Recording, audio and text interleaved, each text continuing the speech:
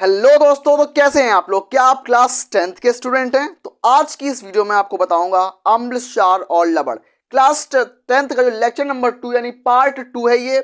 आगे बढ़ने से पहले मैं आपको बता दूं कि कक्षा 10वीं के लिए हमारे चैनल पर रेगुलर क्लासेस स्टार्ट हो रही हैं। रेगुलर क्लासेस चलेंगी, नियमित रूप से चलेंगी कक्षा 10वीं की क्लासेस।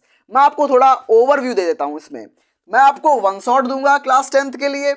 क्लास 10th के बच्चों के लिए वन शॉट आएंगे, दबा के वन शॉट आएंगे और धमाकेदार वन शॉट आएंगे।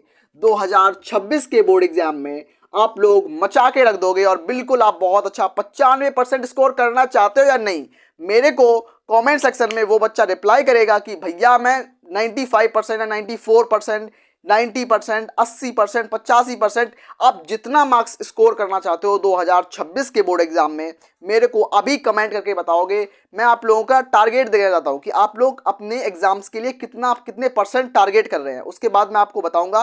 मैं आप सभी लोगों को रिप्लाई भी दूंगा। जो बच्चे मेरे कमेंट करेंगे मैं उन सभी बच्चों को रिप्लाई दूंगा, ये याद रखना। मैं आपको वन शॉट दूंगा, मैं आपको हैंड रिटन नोट्स दूंगा, मेरे द्वारा लिखे गए नोट्स दूंगा, मैं खुद के नोट्स दूंगा। और मैंने साइंस में 95 मार्क्स स्कोर किया था, मैंने साइंस में 95 मार्क्स स्कोर किया था। मेरे खुद के नोट्स हैं, मैं खुद के नोट्स दूंगा, मैं अपने खुद के सेल्फ नोट दूंगा। मैंने 95 मार्क्स स्कोर किया था, आप भी 95 प्लस मार्क्स स्कोर कर पाओगे। मैंने एक दो नंबर भी गलती कर दी थी, लेकिन आप लोग 95 से ज्यादा नंबर ला सकते हो। बिल्कुल, बस मेरी गाइडेंस आपके पास रहनी चाहिए। तीसरा, डीपीपीज। मैं आपको डेली प्रैक्टिस पेपर दूंगा, मैं आपको डीपीपीज दूंगा, डेली क्वेश्चन प्रैक्टिस कराऊंगा, होमवर्क दूंगा, क्लास वर्क दूंगा, दोनों चीजें। मैं आपको रिवीजन कराऊंगा, आप लोगों के लिए रिवीजन सीरीज आएगी रिवीजन करने के लिए। उसके बाद आपको मैं 500 मोस्ट इंपॉर्टेंट क्वेश्चन कराऊंगा। मैं आपको 500 वेरी इंपॉर्टेंट क्वेश्चन कराऊंगा, जिनको करने के बाद आप क्लास 10th साइंस में 90 से 95 नंबर से ज्यादा स्कोर कर पाओगे। तो आप लोगों को ये अच्छा लगा होगा मैंने जो बताया आप लोगों को। तो चलिए हम अपने क्लास पे चलते हैं। तो आज की क्लास पार्ट 2 होने वाली है। जिस बच्चे ने पार्ट 1 नहीं देखा तो प्लीज पार्ट 1 देख के आओ। मैंने आपके लिए प्लेलिस्ट बना दी है दोस्तों। क्या बना दी है? प्लेलिस्ट में जाओ और क्लास 10th के लिए अम्ल, क्षार और लवण का पहला लेक्चर डल चुका है, पार्ट 1 आप देखो। उसके बाद आप पार्ट 2 पे आओ। ये जो लेक्चर्स होने वाले हैं वो रेगुलर बेसिस पे आएंगे, डेली के डेली लेक्चर्स आपके लिए आएंगे। तो पार्ट 2 में हम क्या देखेंगे? पार्ट टू में हम देखेंगे क्षार के बारे में। हम अम्ल पढ़ चुके हैं पार्ट 1 में, अम्ल हम पढ़ चुके हैं कहां पर? पार्ट 1 में। प्लेलिस्ट में वीडियो पड़ा हुआ है, आप प्लेलिस्ट में जाके देखो। आज हम पढ़ेंगे क्षार के बारे में। क्षार क्षार क्षार क्षार मतलब बेस। क्षार को इंग्लिश में क्या बोलते हैं? Base, BASE, base. क्षार यानी कि बेस, बेस। क्षार यानी कि बेस। क्षार क्या होता है? क्षार क्या होता है? क्षार बोल दो या क्षार बोल दो, ये होता क्या है? मैं आपको बताऊं कि क्षार क्या होता है। इसकी परिभाषा दे रहा हूं कि क्षार वे पदार्थ होते हैं, मतलब वे पदार्थ। क्षार क्या होते हैं? क्षार एक पदार्थ होते हैं। तो वे पदार्थ, पदार्थ का मतलब कुछ भी हो सकता है। पदार्थ का मतलब पानी भी एक पदार्थ है, उसके अलावा आग भी एक पदार्थ है। मेरे पास कोई सोडियम क्लोराइड एक नमक है, नमक भी एक पदार्थ है। ये भी एक पदार्थ है, ये भी एक पदार्थ है। तो पदार्थ कुछ भी हो सकता है। तो वे पदार्थ जो स्वाद मतलब टेस्ट करने पर, चखने पर, टेस्ट करने पर, वे पदार्थ जो स्वाद में मतलब टेस्ट करने पर स्वाद में कड़वे होते हैं। कड़वे या फिर इसको हम लिख दें तीव्र, तीक्ष्ण लिख दें, तीक्ष्ण होते हैं। तीक्ष्ण मतलब कड़वे होते हैं, तीक्ष्ण। तो क्या लिखोगे कि वे पदार्थ जो स्वाद में तीक्ष्ण यानी कड़वे होते हैं, स्वाद में तीक्ष्ण होते हैं। तीक्ष्ण यानी कड़वे, बहुत कड़वे। जैसे मिर्च हम खाते हैं, मिर्च एक कड़वी होती है। तो उसी तरीके से कि वे पदार्थ जो स्वाद में तीक्ष्ण होते हैं क्षार कहलाता है। क्या कहलाता है? क्षार कहलाता है। तीक्ष्ण होते हैं, यानी बेश, क्षार कहलाता है। उदाहरण देना मत भूलना। अगर आपके एग्जाम में आए कि क्षार क्या होता है, क्षार की परिभाषा बताओ और क्षार का उदाहरण बताओ। साबुन, आप साबुन से नहाते हैं। शैम्पू से अपने बालों को धोते हैं। तो साबुन और शैम्पू दोनों क्या है? क्षार है। आप निरमा के बारे में जानते होंगे, निरमा या डिटर्जेंट। तो वो निरमा भी क्या है? एक क्षार है। मैं आपको बता दूं उदाहरण में क्या लिखूंगा, एग्जाम्पल में आपको क्या बताना चाहूंगा, उदाहरण में क्या होगा? साबुन साबुन, साबुन। तो साबुन जो होता है वो एक तरीके का क्षार होता है। दोस्तों मैंने आपको क्षार बताया, क्षार क्या होता है। ये पार्ट 2 है, जिसने पार्ट 1 नहीं देखा प्लेलिस्ट में जाओ, वीडियो पढ़िए, प्लेलिस्ट में वीडियो को देखो और पार्ट 2 पे दोबारा आओ। पार्ट 1 में मैंने अम्ल को बता दिया है, पार्ट 2 में मैं क्षार को बताऊंगा, पार्ट 3 में आपको मैं लवण के बारे में बताऊंगा। तो अम्ल, क्षार और लवण तीनों की एक पार्ट 1, पार्ट 2 और पार्ट 3 करके क्लास आएंगी। तो ये आप देखो, स्क्रीनशॉट मारो, मैं आगे की तरफ बढ़ रहा हूं, आप आगे की चीजों को समझाने वाला हूं आप लोगों को। तो दोस्तों मैंने आपको बताया कि क्षार के प्रकार क्या होते हैं। मैं आपको दोबारा से बता दूं कि जिस बच्चे ने पार्ट 1 नहीं देखा आपको थोड़ी प्रॉब्लम आएगी, और अगर आपने पार्ट 1 देखा है तो ये वीडियो आपको हलवा लगेगा एकदम से। वो परिचय की क्लास थी जिसमें मैंने आपको बताया था, परिचय कराया था।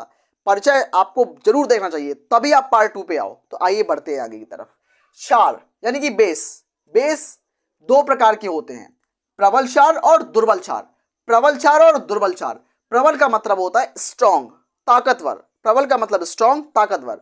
दुर्बल, दुर्बल का मतलब कमजोर, वीक, वीक। दुर्बल का मतलब कमजोर, वीक। तो प्रबल क्षार और दुर्बल क्षार, इन दोनों का मतलब मैं समझाता हूं आप लोगों को, इनकी दोनों की परिभाषा बताता हूं सबसे पहले। तो प्रबल क्षार, प्रबल क्षार का मतलब होता है वे क्षार, वे क्षार, वे क्षार जो जो पूर्णतया, पूर्णतया मतलब पूरी रूप, पूरी तरीके से, पूर्णतया, पूर्णतया वियोजित हो जाते हैं। वियोजित, वियोजित होना मतलब टूट जाना, तो पूर्णतया वियोजित मतलब टूट जाते हैं। वियोजित वे क्षार जो पूर्णतया वियोजित हो जाते हैं, वियोजित हो जाते हैं, हो जाते हैं, हो जाते हैं, प्रबल क्षार कहलाते हैं। क्या कहलाते हैं? प्रबल क्षार कहलाते हैं। मैं आपको बिल्कुल अच्छी तरीके से समझाऊंगा। प्रबल क्षार कहलाते हैं, प्रबल क्षार कहलाते हैं, कहलाते हैं। उदाहरण के लिए मैं आपको एग्जाम्पल देना चाहूंगा, उदाहरण देना चाहूंगा सोडियम हाइड्रोक्साइड का, पोटेशियम हाइड्रोक्साइड का। तो मैं आपको बता दूं कि H+ आयन जो होता है, H+ आयन जो होता है वो कौन देता है? H+ आयन देते हैं अम्ल। H+ आयन कौन देते हैं? अम्ल, अम्ल देते हैं, अम्ल, अम्ल। और OH आयन कौन देते हैं? OH आयन, OH आयन देते हैं क्षार। OH आयन कौन देता है? OH- ion. OH- आयन कौन देता है? क्षार, क्षार। तो अम्ल जो होते हैं वो H+ आयन देते हैं और क्षार जो होते हैं OH- आयन देते हैं। कैसे देते हैं आइए बताता हूं मैं आपको। क्षार क्या देते हैं? क्षार तो देते हैं OH- आयन। क्या देते हैं? OH- आयन मतलब हाइड्रोक्साइड आयन। OH मतलब हाइड्रोक्साइड, OH मतलब हाइड्रोक्साइड आयन, हाइड्रोक्साइड आयन देते हैं। ठीक है, उदाहरण क्या होगा इसमें?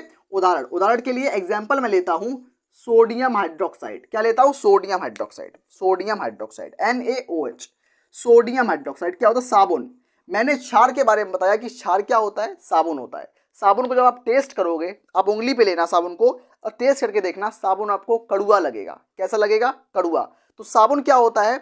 साबुन मतलब सोडियम हाइड्रोक्साइड। इसका वैज्ञानिक नाम होता है सोडियम हाइड्रोक्साइड यानी कि NaOH, सोडियम हाइड्रोक्साइड। Na मतलब सोडियम, OH का मतलब हाइड्रोक्साइड। तो इसको जब हम तोड़ेंगे, ब्रेक करेंगे, तो ये पूरी तरीके से टूटेगा या आधी तरीके से। चूंकि ये प्रबल प्रबल क्षार है इसलिए ये पूरी तरीके से पूर्णतया वियोजित होगा। वियोजित होना मतलब टूटना, तो पूर्णतया वियोजित मतलब पूरी तरीके से टूटना, तो ये पूरी तरीके से टूटेगा। तो सोडियम हाइड्रोक्साइड, तो इसमें क्या होगा? इसमें होगा Na+। सोडियम जो होता है वो Na+ होता है और यहां से टूटेगा, यहां से टूटेगा मतलब Na यहां से टूटेगा और OH Na+ हो जाएगा, OH- हो जाएगा, प्लस OH-, OH ऋण आयन। तो Na+ और OH-, Na+ और OH-। तो इसमें क्या होता है? Na+ हो जाता है और OH- हो जाता है। चूंकि OH आ रहा है इसमें इसलिए क्षार है। वे क्षार जो पूर्णतया वियोजित हो जाते हैं प्रबल क्षार कहलाते हैं, इसलिए एक प्रबल क्षार है। दुर्बल क्षार क्या होता है? मैं आशा करता हूं आप लोगों को पूरा कॉन्सेप्ट आपके दिमाग में फिट हो रहा होगा। अगर अच्छा लग रहा हो तो एक लाइक जरूर करना दोस्तों। अब बात करते हैं दुर्बल क्षार के बारे में। दुर्बल क्षार इसको क्या बोलते हैं? कि वे क्षार, इसमें क्या था कि वे क्षार जो पूर्णतया वियोजित हो जाते हैं प्रबल क्षार कहलाते हैं। तो इसमें क्या लिखेंगे कि वे क्षार, वे क्षार जो जो आंशिक रूप से वियोजित होते हैं, जो आंशिक आंशिक आंशिक मतलब पार्शियली, पार्शियली टूटते हैं, जो आंशिक रूप से वे क्षार जो आंशिक रूप से वियोजित होते हैं, वियोजित, वियोजित होना मतलब टूटना, वियोजित होते हैं, वियोजित होते हैं, होते हैं। आप देखना थोड़ा टाइम जरूर लग रहा है लिखने में आप लोगों को, लेकिन बहुत अच्छे से समझ में आ रहा होगा, मैं आशा करता हूँ इस चीज़ की। बच्चे आप लोग बहुत अच्छे से समझ पा रहे होंगे, मैं बिल्कुल उम्मीद करता हूँ। अगर कोई भी डाउट आ रहा होगा तो जरूर मेरे को कमेंट में बताओ, मैं आपको तुरंत विद इन 10 मिनट के अंदर रिप्लाई करूंगा, 10 मिनट के अंदर रिप्लाई करूंगा आप लोगों को। तो क्या बोलेंगे, वे क्षार जो आंशिक रूप से वियोजित होते हैं दुर्बल क्षार, दुर्बल क्षार कहलाते हैं, दुर्बल क्षार कहलाते हैं, दुर्बल क्षार कहलाते हैं, दुर्बल क्षार कहलाते हैं, दुर्बल क्षार कहलाते हैं। मैं इसका एग्जाम्पल आपको दूं, अगर एग्जाम्पल उदाहरण दूं, उदाहरण उदाहरण उदाहरण क्या होगा, एल्यूमिनियम हाइड्रोक्साइड AlOH का होल थ्राइस, AlOH का whole thrice, aluminium hydroxide, aluminium Al का मतलब एल्यूमिनियम, OH का मतलब हाइड्रोक्साइड, तो एल्यूमिनियम हाइड्रोक्साइड हो जाएगा। याद रखना इस चीज को। जब मैं इसको तोड़ूंगा, ब्रेक करूंगा, मतलब इसको गर्म करूंगा, तो ये पूरी तरीके से नहीं टूटेगा। ये कैसे टूटेगा, आधी तरीके से टूटेगा, आंशिक रूप से टूटेगा। तो क्या बनेगा, Al3 plus 3 plus OH minus, ये भी 3 टाइम्स, तो ये इस पे प्लस दिया जाएगा और 3 टाइम्स OH माइनस हो जाएगा। तो ये कैसे टूट रहा है, ये आंशिक रूप से कम कम टूट रहा है, और प्रबल क्षार पूर्णतया वियोजित हो रहा है, और ये आंशिक रूप से वियोजित हो रहा है। ये दोनों के अंदर बीच का जो मेन कॉन्सेप्ट था। अब मैं बढ़ता हूँ आगे वाले टॉपिक्स की तरफ कि क्षार के भौतिक गुण, कि क्षार जो होते हैं वो कैसे दिखते हैं, और इनका उपयोग बताऊंगा कि क्षारकों का उपयोग, जो बेस है, जो साबुन है, साबुन का यूज हम कैसे करते हैं, नहाने में करते हैं ना, तो साबुन या फिर क्षार का उपयोग मैं आपको बताऊंगा। तब तक के लिए आगे बढ़िए, स्क्रीनशॉट मारिए इस टॉपिक को। तो दोस्तों अब मैं आपको बताऊंगा फिजिकल प्रॉपर्टीज ऑफ बेस, क्षारकों के भौतिक गुण। क्षारक मतलब साबुन, आपने साबुन तो देखा होगा ना, साबुन के भौतिक गुण बताऊंगा मैं आपको। तो साबुन क्या होता है, साबुन को समझ के चलना। जब तक आप क्षार को साबुन से रिलेट करेंगे तो आपके दिमाग में समझने के लिए आसानी रहेगी आप लोगों को। तो क्षारक के भौतिक गुण, तो क्षारक जो होते हैं, क्षार जो होते हैं, वो जल में विलय होते हैं। मतलब ये हमारे पास पानी है, पानी का गिलास हमारे पास एक है, इसमें मैंने क्षारक डाल दिया तो ये घुल जाएगा, पूरी तरीके से घुल जाएगा, मतलब पानी में विलय हो जाएगा, सॉल्यूबल हो जाएगा। तो क्षार जो होते हैं वो जल में विलय होते हैं, जल में घुलनशील होते हैं, मतलब घुल जाते हैं पानी के अंदर। उसके अलावा ये तीखे होते हैं। मैंने आपको शुरू में ही बताया था कि अगर हम साबुन को टेस्ट करेंगे तो साबुन कैसा लगेगा, तीखा लगेगा। तो क्षार जो होते हैं वो स्वाद में तीखे होते हैं, और जो ये पानी के अंदर, अगर हम साबुन को पानी के अंदर घोलेंगे तो वो घुल जाएगा। तो ये पानी के अंदर विलय होते हैं, मतलब सॉल्यूबल होते हैं, और टेस्ट में बकठीले होते हैं, तीखे मान सकते हैं, कड़वे मान सकते हैं, कड़वे होते हैं। उसके अलावा पहला नंबर पॉइंट क्लियर हुआ। दूसरा नंबर पॉइंट क्या बोल रहा है कि जो क्षार होते हैं, जो बेस होते हैं, मतलब जो साबुन होता है, वो लाल लिटमस को, लाल लिटमस क्या होता है, ये देखो लाल लिटमस क्या होता है मैं आपको बताना चाहूंगा। लिटमस एक पेपर होता है। आप एक कागज को ले लो, कागज जैसा एक पत्र होता है, एक पेपर होता है, क्या नाम होता है, लिटमस। लिटमस दो तरीके का होता है, नीला लिटमस और लाल लिटमस। तो यहां मैं बात कर रहा हूं लाल लिटमस की। तो क्षार जो होते हैं, अगर हमारे पास क्षार है मतलब साबुन है, साबुन को हम एक लाल कलर का एक पेपर होगा, उस लाल कलर के पेपर पर अगर हम साबुन डालेंगे तो साबुन के कांटेक्ट में आने पर वो नीला हो जाएगा। इसलिए जो क्षार होते हैं वो लाल लिटमस को नीला कर देते हैं, लाल लिटमस को नीला कर देते हैं, मतलब लाल लिटमस को ये नीले में परिवर्तित करते हैं। उसके अलावा क्षार की प्रकृति क्या होती है, क्षार जो होते हैं वो संक्षारक प्रकृति के होते हैं।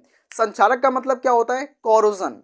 मैंने सुबह ही बताया बच्चों को कोरोजन क्या होता है। कोरोजन का मतलब होता है जैसे कि मेरे पास मैं एक कपड़ा पहने हुआ हूँ, तो अगर मैं इस पे क्षार को डालूंगा, मैं साबुन की बात नहीं कर रहा हूँ, मैं बहुत कंसंट्रेटेड, बहुत ज़्यादा सांद्रता वाले क्षार की बात कर रहा हूँ, तो ये कपड़े को जला भी सकता है, कपड़े को भस्म भी कर सकता है। तो मतलब इसकी प्रकृति कोरोसिव होती है, मतलब इसकी प्रकृति संक्षारक होती है।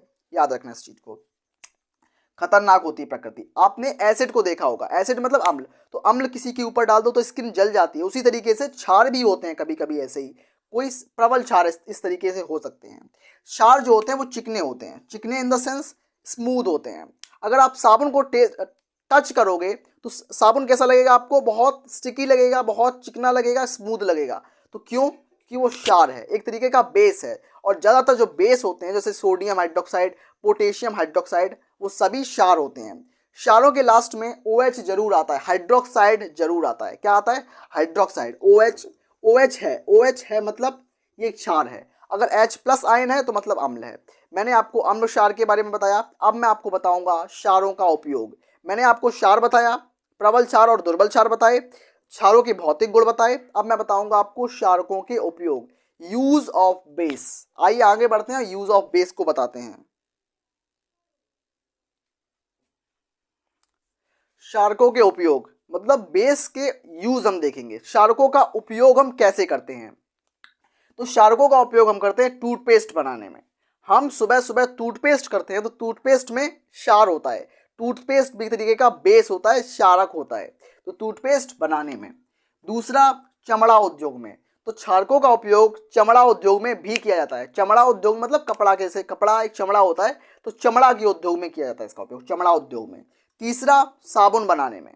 साबुन एक तरीके का क्षार होता है, तो साबुन के रूप में, साबुन के रूप में। साबुन का यूज कहाँ करते हैं, नहाने में करते हैं और हाथ धोने में करते हैं, साबुन के रूप में।